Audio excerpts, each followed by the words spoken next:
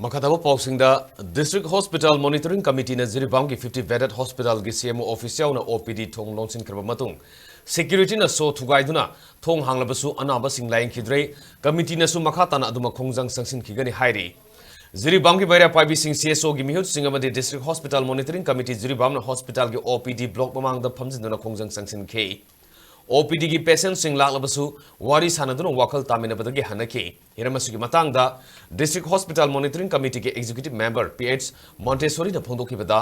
Security न सो थुगाइदुन OPD हांगलबसु patient Singh वाखल तामिनरब मतुंग emergency नतबना मियांगी Damak संगसिलिब खोंजंग असिदा सौगतुन Namit खरनी ngaibada yaduna hanaki Mahana Makha Taraduna, Matik Saba Doctor Amabu, CMO Ohenbiu, in charge in a tabak to Bigano, Awatpa Doctor Amade, infrastructure sing Menkatpio Haiduna, Matam Queen the Gilangata Taxinduna Lakivane, Adubungasi Fauba, Tabakta Ontorok 3, Amaromda, 50 Vedat Hospital, Haribra, Nataragana, District Hospital, Haribra Fauba, Kangmangam the Amade, 50 Vedat Hospital, Orebasu, Lepam Topa Doctor, Equipment Sing, Lake Tribasi, Lehenbiu Haina, Taxinduna Laklabasu, Legana, Tassin Kangshin and the lady. Committee asina sangsin leba khongjang asi miyam gi nemadi makata na khongjang sangsin khigani haiki